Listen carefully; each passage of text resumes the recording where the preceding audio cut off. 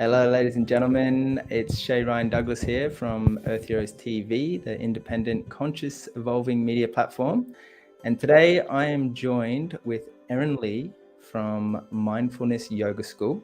Really excited for this conversation because we're going to dive deep into how we can find inner peace in a chaotic time of this world. But we've got some amazing, inspirational, wise teachers such as Erin, who's here based on the Sunshine Coast in Australia, who's been teaching yoga and meditation for many years now. So I'm really excited to open up this conversation, and I want to thank you, Erin, for joining me in this live broadcast. Thank you so much for having me here, Shay. Super happy to be here with you.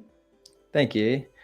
So just to give our audience a little bit of background, I first met Erin Lee about 12 months ago now during the Prana Festival here on the Sunshine Coast, which is a retreat style festival where the main focus, unlike most festivals, is actually in the personal growth and the development through going inwards rather than looking outside of ourselves for acceptance and validation. What that means is a heavy focus on breath work and yoga and meditation. And so Erin Lee was one of the facilitators at the festival, teaching a yoga class with a beautiful sound immersion with Double A, and also participated in one of the community conversations around the taboo of breath work, which found some inspiration, Erin, in if you're happy to jump straight into it, your story was actually quite profound on how you came to the journey of practicing and now teaching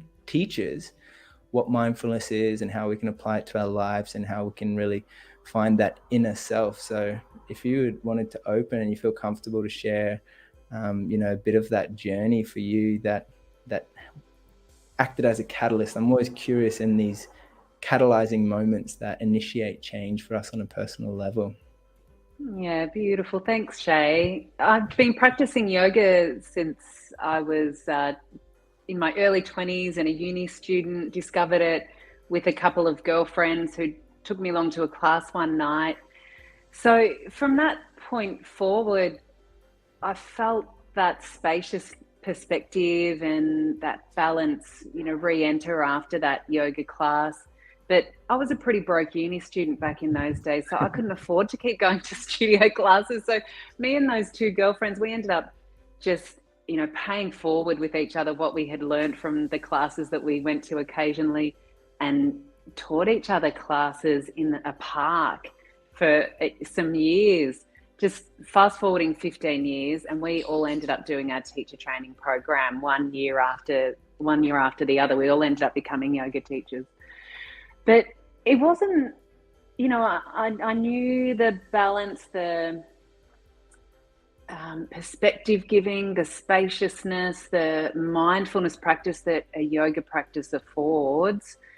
But I guess it really hit home for me when I went through an interesting experience when I was 33, and my husband at the time, we had two young daughters. One was nearly 4 years old, the other was nearly 4 months old. And we were just walking through a shopping center, walking and talking like any other day. You'd just be doing these normal day-to-day activities. And he, just in one breath, we were talking. In the next breath, he had dropped to the ground, and had first aiders on the scene. Paramedics came, took him back to the hospital, but an hour later he was pronounced dead. And it was a really big shock, totally unexpected, no warning signs. So after a couple of months, and during that time we tried to resolve how he had died, and we never actually found out. There was no medical cause named for his death, which took the whole event to another level of bewilderment and shock. There was just no answers. There was nothing to close or finalize here. So I went back to yoga a couple of months after he had died, and felt the healing benefits at a whole nother level, just coming out of my mind, which had been stuck in room, even though I had skilled up with yoga before this and meditation and mindfulness. as a student, this event had gotten me in quite a constrictive state and in grief. So just hitting the mat and being able to focus on my breath again, even just for a second, and feel into my body, very, very powerful in taking a constrictive experience to a spacious experience again. Just little, given time, sort of started joining one another, and all of a sudden my perspective started feeling spacious again about the event that had happened. With time, then all those beautiful mindfulness principles of acceptance and trust and having a beginner's mind about life again started re-entering. And so what a gift, this practice of, like you said, about pranafest, journeying within again, as the yoga practice encourages us to do, moving through those layers of ourselves, the body and the breath, and then into the mind, and then seeing what other possibilities might exist beyond that. Super, super healing. So that really helped me drop into my yoga practice deeper than ever, that event, and make peace with life, make peace with the fact that we suffer and that we can have ways out of suffering again, like this yogic practice. So after a period of time, after some years, I felt like I had to share this gift in a greater way, and that led me to do my yoga teacher training. And then some years after that, now I end up running my own yoga teacher training school. That's amazing. Wow. Thanks for sharing that story. And I mean, I can't even comprehend kind of living and experiencing that, but to see your level of grace and the way that you share that story and reflect on that period, it's just really a testament to, the healing work that is necessary in that process, that it seems you're really embodying, just having the ability to be able to share that so openly. So thanks for sharing that. I can only imagine what it would have been like to really go through that. And of course it takes some character and resilience in a human being to be able to navigate such levels of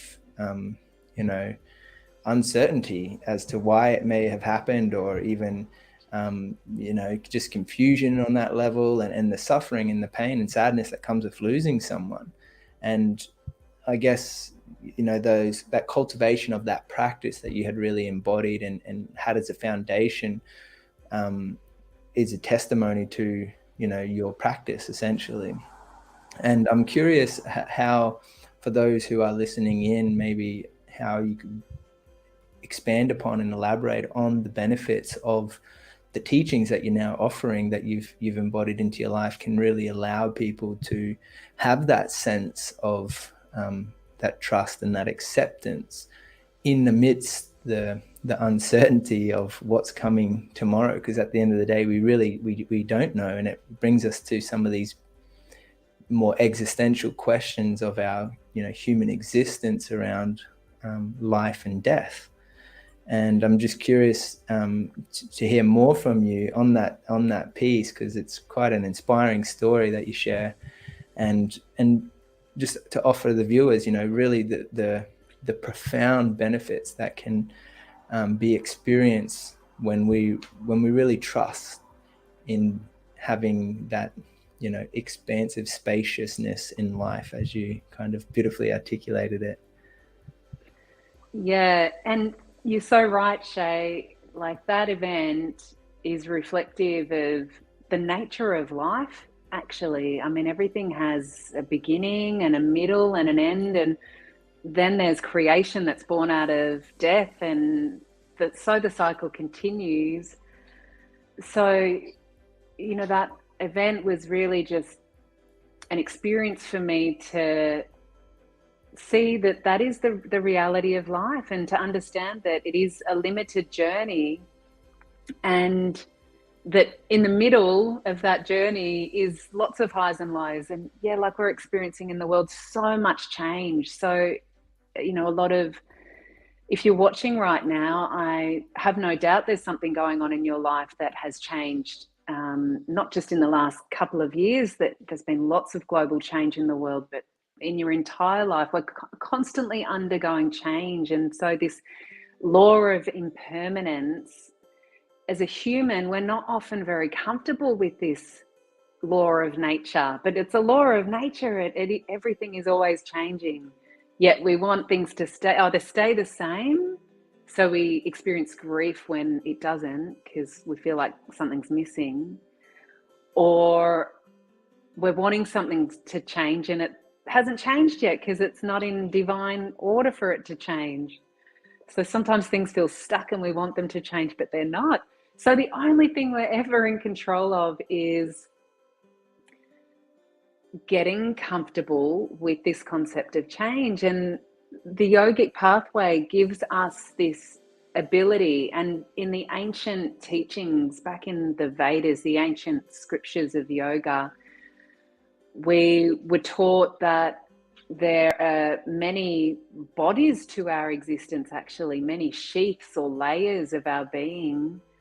And what these teachings give us about the koshas, these layers, is that a structure, a framework, because, you can go to beautiful prana fest and experience a breathwork session or a yoga session, or go and listen to an inspirational talk, and you feel amazing. And it can seem quite mystical, that feeling, because you're not sure what's happened to create that shift or that transformation. So these koshas, these layers of our being, which there's 5 of them. The physical body, which we see as the outermost expression of our being, but of course we know is a limited experience. The body's not here forever and it's always changing. The second one is the energy body, which we can access through the breath while we're here and while we're alive.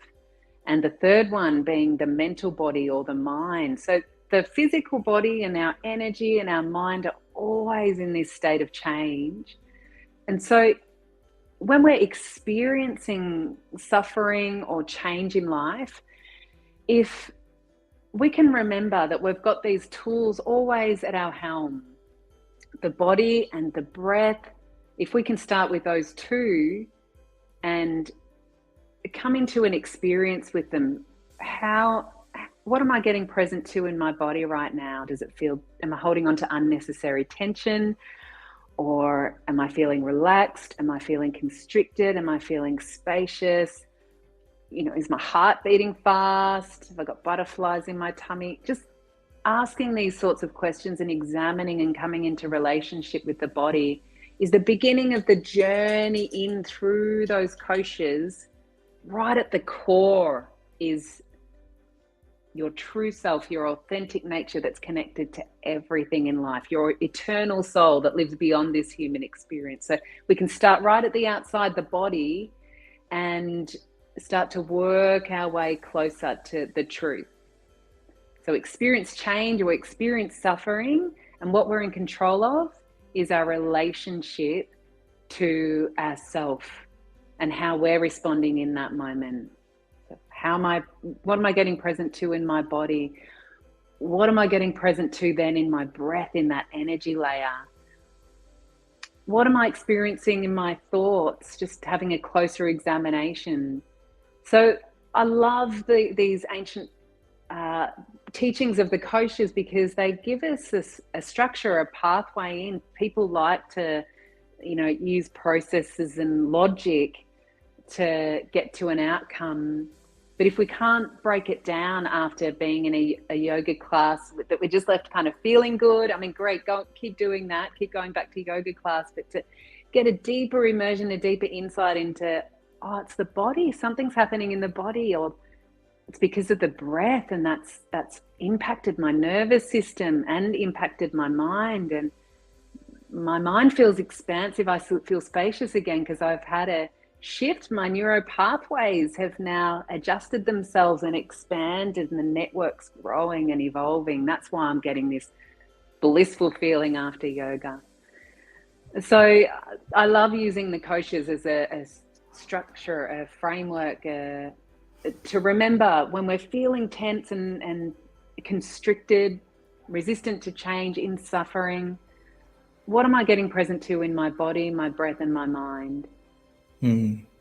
Yeah, that's really good. Thanks for sharing that, Erin. It's quite profound, really. You're speaking to the layers through the systems of the koshas, which is ultimately stood the test of time, to still be alive to this day, which is an ancient old teachings, essentially, that we can apply to our lives to improve and have a better quality of life and understanding of who we are. And I love, your explanation of what is at the core actually of our essence and our truth. And I'm curious is to go down that pathway and explore, because ultimately, like you said, on the outer layers is that more physical, tangible matter that we are all experiencing and witnessing and feeling. But then there are deeper layers to it, and it's kind of, I'm sure you've contemplated this given the circumstances of your life experience, and something that many of us, particularly in the Western culture, haven't quite conceptualized, because we haven't been led on the divine path of having a moment to reflect upon until we generally get to a later age in our life, where we have, in my opinion, this collective perspective of perceiving the transitional process of life into death as something to be grieved upon and sad, and really kind of frightening, in fact, because there is so much uncertainty around it. But I'm curious, from your life experience, and also from your the teachings that you offer, it's like one of the biggest questions of our human age, and it's like, what actually happens after we die? I don't know. Yeah. Are you asking me to answer that? I mean, I don't know if there is an answer to that, but I'm just curious to potentially, just open the conversation around I would what love you were to. speaking to a moment ago, particularly around that going to the core of the essence. Like, what is the essence? What are we all made of? And that's the juice I find. I want to explore a little bit more with Oh, it. yeah, absolutely. Because, yeah, I love that you want to keep journeying through the layers. I told you there was 5, and we spoke about 3, the physical body, energy, and mind. The 4th one, so just before we get to our eternal soul, is wisdom. So wisdom, this consciousness, if you like, it's really that balance point in our mind between being unconscious and then conscious, and having discernment, being able to choose our response, take skillful action, skillful conscious action for the evolvement, the betterment of the planet and humanity. So, this can range from making choices about recycling through to making choices about your true path in life, and not doing just what other people want you to do in life anymore, but follow your heart. So we have wisdom as this 4th layer, and then the 5th one, Ananda, bliss, which lives. There really is no veil between that one and the eternal soul. And it's not this state of, great excitement, a temporary happiness. This is a permanent state of being where we get to experience that one with all, one with source, one with the divine. This is where we are not an individual self, but the self dissolves back into the whole of the universe. It's like the one drop of water. We sometimes navigate our way through life thinking that we're just one wave or one droplet of water. This ego keeps us self-preserving and moving through life very independently, and just thinking about what's of benefit for us only. Once we touch the core of our being, the eternal soul again, your true authentic nature, then that droplet, that wave, dissolves back into the vastness of the ocean, and we become humble again and operate with humility, and we start taking action that's selfless. And this is really the flow of life. This is the order of abundance, and we give and then we receive back. And this is really how life loves to flow. So, you know, touching on that while we're here as a human, like carrying around, essentially we're just the driver of a vehicle that's carrying our eternal soul. So once this vehicle isn't here anymore, this physical body isn't here anymore, then we've just got the soul of us left. And in yogic philosophy, in Buddhism, it's understood that eternal soul travels through, you know, all space and time and reincarnates, in fact. And in fact, if depending on the karmic actions that you've taken in your lifetime and previous lives, they all keep propelling forward into your future lives. One beautiful Buddhist teaching that I really love is the Propelling Karmic seed theory that says that the moments before your death, the karmic seed that propels into your next life, like what you carry with your soul into your next life, it's at its ripest. So in those moments before death, which a lot of us spend our whole life in fear of, being scared of, like you said, really worrying about, not wanting it to happen. But if we can somehow practice getting comfortable with the ending, and this can come in little ways, like the ending of your cup of tea, or maybe making peace with the ending of a beloved pet's life that's normally shorter than ours, or the ending of a plant, or the ending of a relationship perhaps, or a friendship. If we can get comfortable with these sorts of scenarios, we can get comfortable with the grand end and maybe feel peace in those moments before we die, feel gratitude for a life well spent. And that seed is going to catapult into your next life. And it's said in the Buddhist philosophy, it's said that if you can do that, be at peace, with patience, with love, with compassion in those moments, then you will have a good rebirth and continue to take skillful action in that life. But if we're holding on, if we're resisting, if we're angry, if we've got resentment still, and we haven't let things go in this lifetime, you know, we're going to be carrying all that burden with us. So I kind of like that, because it's quite good motivation to practice all those qualities now of acceptance and trust and letting go and living light on life and being kind, because we don't really know when the end's going to be. So, you know, why not start practicing it now, and then we'll be really well versed when that time does come.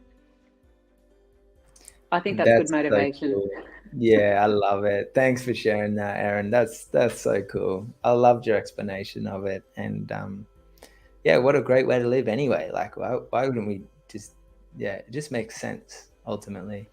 I'm curious to go and explore like that element of, you know, just reflecting on our larger cultural kind of behavioral patterns, where in our, you know, Western culture here in Australia, we're such a melting pot of people from all over the world in the modern day. Obviously we've got quite a long ancient history here with the Indigenous being on the land, living in connection to this, you know, this spirit for a long time. The modern day Western life that maybe hasn't quite adopted some of these ancient philosophies or teachings or practices to embody it in the modern day. Like, and I'll speak mostly from my own experience, I was certainly someone stuck in my own head, in my own ego, in my own story of what I can get and what I can take and what I can do, and had grown up to be alive in a man's physical body, but still in the like mindset of a young boy, as you talked about, that kind of traps us, and stuck in my own unresolved emotional trauma from my past.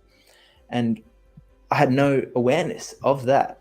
So I'm curious how these ancient, and I love that you've really taken these teachings and the way that you express it, from going even to the depths of, talking about what happens after life. It's such a nice kind of, I guess, a channel for you to be able to express that in a modern context for people who are, experiencing life in a Western world where we do have, stresses and struggles and challenges, and that, all of these, ultimately they're kind of like tools that you're offering in the service of connecting deeper to our true selves and what's really going on inside.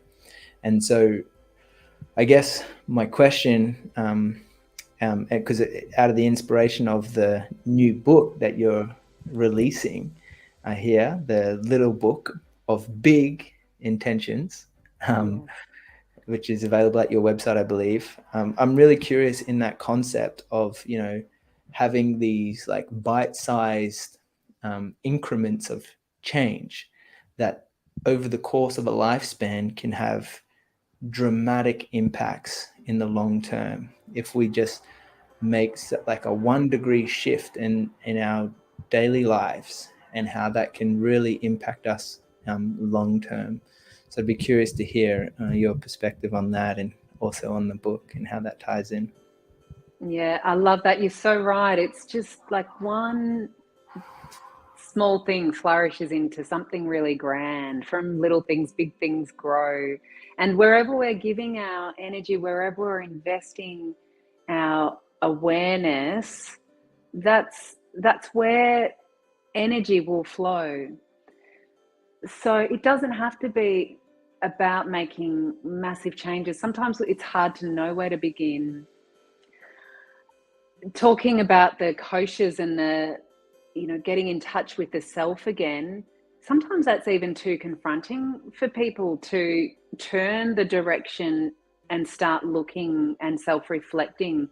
So one really beautiful step that we can all take as a beautiful gateway in, without having to instantly hold the mirror up, because the ego doesn't like that very much when it can be very confronting to see how we've been operating and see some of our ways that may not have been beneficial. I can certainly, the same as you, share that for a big part of my life, I felt like I was living unconsciously and took very unskillful actions, in fact. And it took some time for me to unveil that wisdom layer in the koshas and to see things a little more clearly. So even beyond ancient yogic scriptures, 5,000 plus years ago, the indigenous peoples of this nation, more than 100,000 years ago, have been practicing mindfulness. I'm just going to take a sip, excuse me.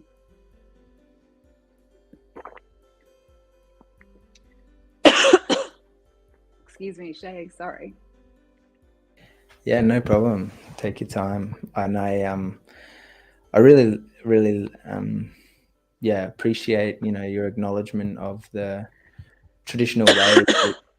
I sense we actually have no real conceptualized understanding of, what that actually takes to live so deeply in the trust of the divine path that's laid out before us. And it seems, from my experience, that it's taken me to an extreme moment of suffering or change or shift that it's brought me back into center to realize, wow, there is something more going on than I can perhaps perceive from my physical experiencing, that is leading me on a journey to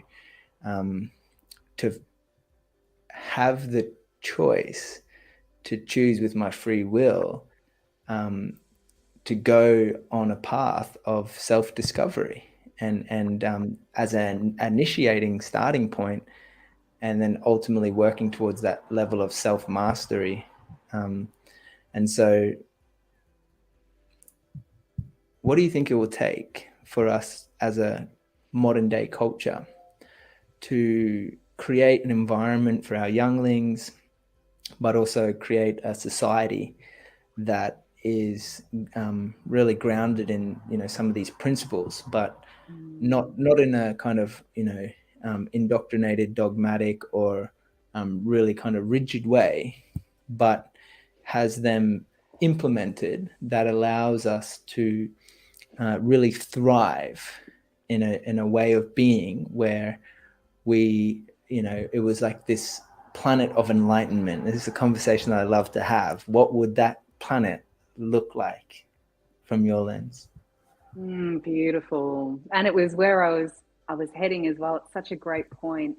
I think the simplest thing we can do is turn to nature. And, she holds all the lessons for us, shows us about how things are changing all the time, shows us how to adapt to the endings and make space for the new. Just as our Indigenous peoples have practiced the Diri, deep listening to country for more than 100,000 years to find balance, not only within body, mind, spirit, but to enable a sustainable way to care for Mother Earth that provides so many services for us to even be here in the first place. So I think, number one is get into nature. I mean, kids just naturally love it. Find rebalance with the swim in the surf, or in a park, playing, running around, just being in touch, feeling the grass under your feet. It's often a step that's missed in the body, mind, spirit world, the wellness world. We're forgetting about paying homage to Earth, Mother Earth. And, you go to one of my teachers down in Melbourne, Jamie Thomas, who taught me a beautiful practice that honors these beautiful 14 elements of Earth. It's called Waiapa work. And it's a movement practice, but at the same time, you're storytelling about your experiences with air animals and trees and water and wind. And so if we can start having more conversations about our relationship with nature and start embodying nature, this practice, you get to be like the wind and be like the rain, and kids and adults love it. Probably more so adults. Kids just do that stuff naturally. I think if we can find a way to connect with nature, even if you're in a city apartment building and you're growing a pot plant on your windowsill, some way to keep that connection with Earth. In the little book of big intentions that I've got coming out in August, one of the big intentions is balance. And there's a quote in there that says, to return to balance, there's no better guru to turn to than Mother Nature, actually. There's no better guru to turn to. So true. I love that. That's so awesome. I'm excited for this book to come out. Is there like a kind of demographic that this would be suitable for? Or what's the main themes of the book? Is it mostly stories or quotes, intentions? Yeah, so there's 27 big intentions in there, and each has a yoga pose that will support you to embody each intention. So, Cool. for example, for balance, the intention of balance, there's a little writing that I've done about balance, and some quotes, and then there's a yoga pose with step-by-step instructions on how to embody tree pose to support you to return to balance. Be like a tree, dig your roots deep down into the earth, Love and it. raise your arms up and open to receive. And don't forget to, be flexible to the changing conditions of life. So that's balance. And there's other intentions in there, like trust, about opening your heart in camel pose. And so this book, and there's a box set that comes with guidance cards as well. And it's really pitched at anyone who either currently enjoys a yoga practice and wants to learn about yoga, the philosophy behind the poses and the sankalpas, the intentions that we set in yoga. And also it's a pretty good one for yoga teachers too. It was my initial intention behind it was I was carrying around the beautiful Chinese philosophy, the Tao Te Ching, with me to yoga classes and reading out little excerpts from that. And it was just this beautiful little book that would fit into my bag, and I'd pull it out and read from it. And I thought, I want this little book of big intentions to be about that size, and I want to be able to take it with me to yoga classes. And so I guess it'll probably suit other yoga teachers too. So good. I love it. And that's something else that exciting this year that you've got going on in September, I believe. Is that right? You're doing a yoga teacher training? Yeah, so with the Mindful Yoga School, we run yoga teacher training program, 200-hour every year, and also a meditation and mindfulness teacher training program. And so that program for this year begins in September, and it's a 110-hour program that we meet up on the Sunshine Coast at Chenrezig Buddhist Institute in the beautiful foothills of the Sunshine Coast hinterland. We spend some time there and then some time online together as well, really deepening the immersion into the ancient practices of meditation and mindfulness that were really specifically spelt out really well from Buddha about 2,500 years ago. He just was able to describe this practice of mindfulness and meditation with deep logic. And so we look into a lot of the yogic history and context and some of the Buddhist history and context as part of learning what mindfulness and meditation are all about. And a lot of people do this program just for that deeper immersion that, hey, if you can fulfill all the requirements, you'll also become a teacher of this practice. That's so cool. And for those who are listening, that's the mindfulyogaschool.com to find more information about what Erin Lee does with her yoga teacher trainings and the classes that she teaches. And coming up next weekend is the Prana Fest 2.0 2022. Very exciting festival. So you're going to be teaching excited. again. And are you going to be on the panel again, the discussion around community conversations, or mostly just teaching at the festival? Mostly teaching, yet I'm facilitating one of the panel discussions this year, which I'm so honoured and excited about. Yeah. Nice. Oh, that'll be great. And is anything that you're particularly looking forward to that you want to, you want to go and have a boogie to yourself, or you go and experience, or something that stands out for you in the Prana Fest schedule? Well, I've never seen Murray Kyle live, and I've been a big fan of his for a few years now, so I'm pretty excited about seeing him. I'm a huge fan of Sacred Earth, so I'll be there on Friday, Saturday, Sunday at the Sacred Earth session. See you in the crowd for that one. And I also I'm going to be collaborating with Dubba Ray with hearing some of their beautiful music backed up to some of the yoga classes I'm offering. So I just can't wait to hear them. And can I get one more in? I can't wait to do some of the breathwork sessions that are on offer as well. Just getting into the breathwork space. Awesome. So I'll be in the middle of teaching. I'll be in the classes, hearing the music, and I'll just be immersing myself that weekend. Love it. So good, Erin. It's going to be a great weekend, and I just want to thank you for your time this afternoon, for joining me in this conversation. It's been really enlightening, and just to hear your story again, it's quite a powerful story, and appreciate the mission that you're on to share these teachings with the world and help others to be able to find that sense of acceptance and the peace, and just really connect on a deeper level. So I really appreciate what you're doing, Erin, and thanks for taking the time to join me today. I appreciate you. Thank you so much, Shay. Thank you. Cool. And for those who are listening or watching this video, we'd love to hear from you. If you're coming to Prana Fest and joining us on the Sacred Earth dance floor, let us know in the comments section. If you enjoyed this video and really got something out of it, please feel free to share it with some of your friends. And we have loads more conscious content that's available on earthheroestv.com. Come and join us and enjoy the good vibes that is just emanating out of all these beautiful beings who've got so much to serve the world with when it's needed most in this huge time of transition and change, so we can really find ourselves in amongst all of it. So appreciate you so much, Erin. Is there anything else that you would like to share with everyone before we close out?